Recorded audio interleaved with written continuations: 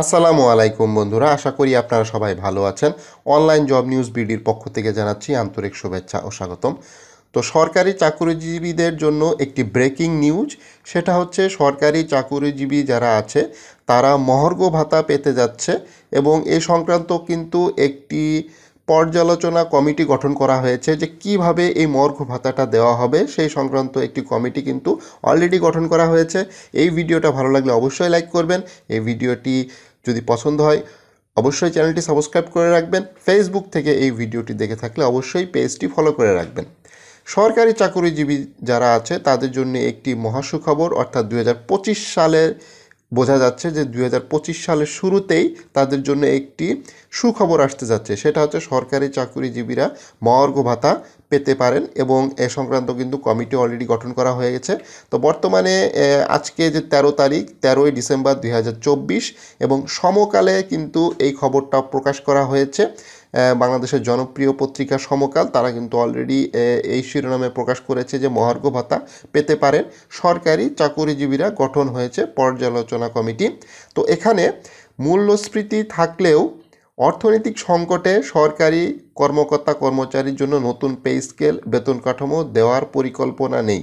তো এটা একটি শকিং নিউজ যে এই মুহূর্তে আসলে নতুন পে স্কেল দেওয়ার পরিকল্পনা কিন্তু বর্তমান যে অন্তর্বর্তীকালীন সরকার আছে সেটার কিন্তু নেই। তবে তাদের মহার্ঘ ভাতা দেওয়ার উদ্যোগ নিয়েছে সরকার, তবে তাদেরকে কিন্তু তারা মহার্ঘ ভাতা দিতে চাচ্ছে এবং এরই অংশ হিসাবে এই পর্যালোচনা কমিটি গঠন করা হয়েছে। গত বৃহস্পতিবার অর্থ মন্ত্রণালয়ের অর্থ বিভাগ কমিটি এক অফিস আদেশে জারি করেছে। প্রধান উপদেষ্টার মুখ্য সচিব আহ্বায়ক করে 7 সদস্যের কমিটিতে রাখা হয়েছে জনপ্রশাসন মন্ত্রণালয়ের সিনিয়র সচিব, মহাহিসাব নিয়ন্ত্রক এর অর্থ সচিব, প্রধান উপদেষ্টার কার্যালয়ের সচিব, সংসদ বিষয়ক ও আইন বিচার সংসদ মন্ত্রণালয়ের সচিব, অর্থ বিভাগের অতিরিক্ত সচিব সহ 7 জন এখানে কমিটি গঠন করা হয়েছে। এছাড়াও তারা বলেছে যে প্রয়োজন বোধে আরও অতিরিক্ত সচিব বা অতিরিক্ত জনবল কিন্তু এই কমিটিতে তারা ইচ্ছা করলে রাখতে পারে যদি তাদের আলোচনার ক্ষেত্রে। তো সরকারি কাজে নিয়োজিত জাতীয় বেতন স্কেল 2015 অন্তর্ভুক্ত কর্মকর্তা কর্মচারীর মহার্ঘ ভাতা সংস্থাটি পর্যালোচনা করে সুপারিশ করার জন্য কমিটি গঠন করা হয়েছে। কমিটির কার্যপরিধিতে বলা হয়েছে মহার্ঘ ভাতা প্রয়োজনীয়তা প্রাপ্যতার বিষয়ে পর্যালোচনা করবে এবং প্রয়োজনীয় সুপারিশ দাখিল করবে কমিটি। প্রয়োজনে এক বা একাধিক কর্মকর্তা আত্মীকরণ করতে পারে, অর্থাৎ কর্মকর্তা এখানে আরও বাড়াইতে পারে। তার 7 জনের যে কমিটি আছে সেটাও কিন্তু বাড়তে পারে। আসলে সেটা আসলে মূল কথা না, মূল কথা হচ্ছে যে মহার্ঘ ভাতা দেওয়ার জন্য এই কমিটি যে কাজ করবে সেটা হচ্ছে তারা পর্যালোচনা করবে এবং যাচাই বাছাই করবে বর্তমান যে বিভিন্ন পরিস্থিতি, সরকারের যে অর্থনৈতিক অবস্থা, দেশের যে অর্থনৈতিক অবস্থা, রাজনৈতিক পরিস্থিতি সব কিছু বিচার বিশ্লেষণ করে তারা একটা মন্তব্য, একটা সুপারিশ প্রধান উপদেষ্টার কাছে পাঠাবে বা অর্থ মন্ত্রণালয় অথবা জনপ্রশাসন মন্ত্রণালয়ের কাছে পাঠাবে। তারা এটার পূর্ণ বাস্তবায়ন করবে এবং মনে হচ্ছে 2025 সালে জানুয়ারি মাস বা ফেব্রুয়ারি মাসের আগেই, এই সময়ের ভেতরেই এই ভাতাটা কার্যকর হওয়ার সম্ভাবনা সবচাইতে বেশি। অর্থাৎ 2025 সাল কিন্তু সরকারি চাকরিজীবীদের জন্য একটি সুখবর হলেও আসতে চলেছে। যদিও নবম পে স্কেল ঘোষণা এই মুহূর্তে সরকার করতে চাচ্ছে না, যেহেতু এটা কোনো রাজনৈতিক সরকার না। সামনে হয়তো ভোট হবে 2025 সালে। 25 সালে ভোট হওয়ার পরে কোনো রাজনৈতিক দল যদি ক্ষমতায় আসে তাদের এজেন্ডা থাকতে পারে যে এই পে স্কেল ঘোষণা করার, তারপরে হয়তো পে স্কেল ঘোষণা হতে পারে। বাট আপাতত যেটা মনে হচ্ছে যে শুধুমাত্র মহার্ঘ ভাতা দিয়েই এই সরকার সরকারি কর্মকর্তা কর্মচারীদের যে দাবি ছিল দীর্ঘদিনের, সেটার কিছুটা হলেও তারা এখন পূরণ করতে চাচ্ছে। তো এইখানে গত সাধারণত 5 বছর পর পর একটি নতুন পে স্কেল ঘোষণা করা হয়। সর্বশেষ 2015 সালের জুলাই 8ম বেতন পে স্কেল কার্যকর হয়। সে সময় নতুন পে স্কেল সুপারিশ না থাকলেও মূল্যস্ফীতি বিবেচনায় বার্ষিক ইনক্রিমেন্ট প্রস্তাব ছিল বেতন কমিশনের। 2023 সালের জুলাইয়ের আগ পর্যন্ত প্রতি বছর সরকারি কর্মকর্তা কর্মচারীরা 5% হারে ইনক্রিমেন্ট পান। এদিকে বাড়তি মুদ্রাস্ফীতির বেতনে বাড়তে নতুন পে স্কেল ঘোষণাসহ বেশ কিছু দাবি জানিয়ে আসছে সরকারি চাকরিজীবীরা। এমন পরিস্থিতিতে 2023-24 অর্থ বছরে বাজেটে 20% মহার্ঘ ভাতা দেওয়ার পরিকল্পনাও কিন্তু ছিল, কিন্তু পরে সেটা আর কার্যকর হয়নি। তবে মূল বেতনের ৫% বাড়িয়ে প্রণোদনা দেওয়া হয়, যেটা মূল বেতনের ৫% বাড়িয়ে কিন্তু যে বিশেষ যে প্রণোদনা, সেটা কিন্তু সকল সরকারি কর্মকর্তা কর্মচারী কিন্তু অলরেডি সেটা পাচ্ছেন। কারোর কারোর ক্ষেত্রে সর্বনিম্ন ১,০০০ টাকার বেশিও পাচ্ছেন কিছু কিছু ক্ষেত্রে। এদিকে ১০ম গ্রেড থেকে ২০তম গ্রেডের কর্মচারীদের বেতন বেড়ে ৪১২ টাকা থেকে ৮০০ টাকা, কিন্তু মূল্যস্ফীতির বিষয় বিবেচনা করে ন্যূনতম ১,০০০ টাকা এবং পেনশনভোগীদের জন্য ন্যূনতম ৫০০ টাকা করা হয়, যেটা আসলে এখন বর্তমান কার্যকর আছে। অর্থ মন্ত্রণালয়ের কর্মকর্তা জানান, প্রায় আড়াই বছর ধরে ৯% বেশি মূল্যস্ফীতি বিরাজ করছে। এরই প্রেক্ষাপটে ২০২৩ সালের জুলাইয়ের বিশেষ প্রণোদনা ঘোষণা করা হয়, যা অর্থ বছরের চলমান রয়েছে।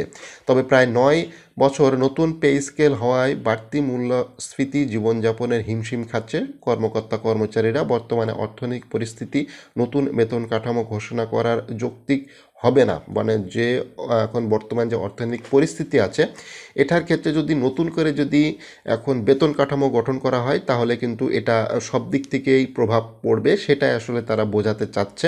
এমত অবস্থায় গঠিত কমিটি মর্গ ভাতার পরিমাণ নির্ধারণের পাশাপাশি বাড়তি যে ৫% ইনক্রিমেন্ট আছে, এটা যে বলবৎ থাকবে কিনা সেটাও কিন্তু চূড়ান্ত করবে। অর্থাৎ যে ৫% ইনক্রিমেন্ট হিসেবে অনেকে কিন্তু ১,০০০ টাকা, ১,২০০ টাকা, ১৩০০ টাকা এরকম কিন্তু পাচ্ছে।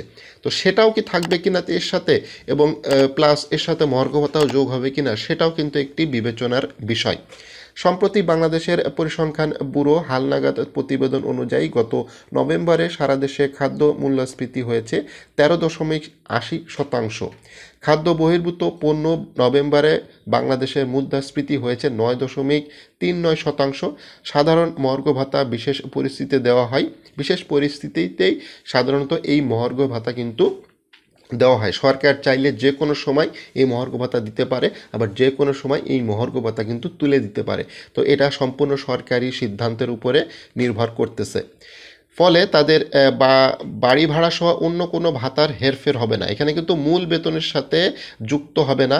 মূল বেতনের সাথে কিন্তু এই ভাতা যুক্ত হবে না। এটা একটা মানে মূল বেতনটা আসলে বাড়বে না। এখানে বাসা ভাড়া কিন্তু কোনো ভাতার পরিবর্তন হবে না। বাসা ভাড়া আপনি যেটা পাতেন সেটাই পাচ্ছেন। অতিরিক্ত একটি ভাতা হিসাবে আপনার যে বেতন কাঠামো আছে, যারা সরকারি কর্মকর্তা কর্মচারী আছেন তারা তাদের বেতন কাঠামো এবং কী কী ভাতা পেয়ে থাকেন এ সংক্রান্ত তারা সব কিছুই জানেন। এটার সাথে শুধুমাত্র একটি ভাতা যুক্ত হবে, সেটা হচ্ছে মহার্ঘ ভাতা। জনপ্রশাসন মন্ত্রণালয়ের মতে তথ্য অনুযায়ী সরকারের বিভিন্ন মন্ত্রণালয়, বিভাগ, অধিদপ্তর, কর্পোরেশন, স্বায়ত্তশাসিত প্রতিষ্ঠান প্রায় ১৪ লাখ কর্মচারী কর্মরত। চলতি ২৪-২৫ অর্থবছরে বাজেটে তাদের বেতন ভাতা বরাদ্দ রয়েছে ৮১,৫৮০ কোটি টাকা, কিন্তু বাজেটে মহার্ঘ ভাতার কোনো বরাদ্দ কিন্তু করা হয় নাই। কারণ এই বাজেটটা যে বরাদ্দকৃত টাকা, এটা কিন্তু অনেক আগেই হয়ে যায়। সেই ক্ষেত্রে কিন্তু যে ওই সময় কিন্তু আসলে মহার্ঘ ভাতার বিষয়টি সরকার কিন্তু এভাবে কমিটিও গঠন করে নাই। এটা ২-১ দিন হইলো কমিটি গঠন করছে। তো বাজেট কিন্তু আগে মানে একটা বাজেট কিন্তু তারা ঘোষণা করেছে, যেটা আগামী চলতি অর্থ বছরের জন্য, যেটা ৮১,৫৮০ কোটি টাকা। বাট ওই টাকার ভিতরে কিন্তু মহার্ঘ ভাতার টাকা উল্লেখ নাই। তো সমস্যা নাই, এটা সরকার চাইলে যে কোনো সময় এই বাজেট বৃদ্ধি করতে পারে, এবং সরকার খুবই আন্তরিক আছে। এবং তারা অলরেডি কিছুদিন আগে একটি এই সচিবালয়তে কিন্তু যে মহাসমাবেশ এবং বিভিন্ন দাবি উঠেছিল, যে মহার্ঘ ভাতা দিতে হবে, বেতন বাড়াইতে হবে, অনেক দাবি ছিল। তার ভিতরে কিন্তু একটি দাবি ছিল মহার্ঘ ভাতা বৃদ্ধিকরণ, এবং অনেকে বলতেছে যে ৫০% মহার্ঘ ভাতা বৃদ্ধি করার একটা দাবি কিন্তু ছিল। এবং সরকার আসলে কত পার্সেন্ট দিবে, সর্বশেষ যে অর্থ বছর ছিল ২০২৩ সালে, সেখানে কিন্তু 20% মহার্ঘ ভাতা দেওয়ার একটা প্ল্যান ছিল অর্থ মন্ত্রণালয়ের, সেটা কিন্তু বাস্তবায়ন হয়নি। এখন সরকার কি 20%ই দিবে নাকি এর বেশি বৃদ্ধি করবে, সেটাই আসলে দেখার বিষয়। তবে আমার ব্যক্তিগত মতামত, সর্বনিম্ন হইলেও 20% থাকবে, এর বেশি হতে পারে। এবং সেটা কত হবে এই কমিটি কিন্তু খুব তাড়াতাড়ি রিপোর্ট দিবে, এবং এটার কার্যক্রম অলরেডি শুরু হয়ে গেছে। এই মাসের ভেতরে বা সামনে মাসেই একটা সুস্পষ্ট ধারণা কিন্তু এই কমিটি সরকারি কর্মকর্তা কর্মচারীদের জন্য দিতে যাচ্ছে। তো ভিডিওটা ভালো লাগলে অবশ্যই লাইক করবেন, এবং এই ধরনের ভিডিও পেতে চ্যানেলটি সাবস্ক্রাইব করে রাখতে পারেন। ফেসবুক থেকে এই ভিডিওটি দেখে রাখলে অবশ্যই পেজটি ফলো করে রাখবেন।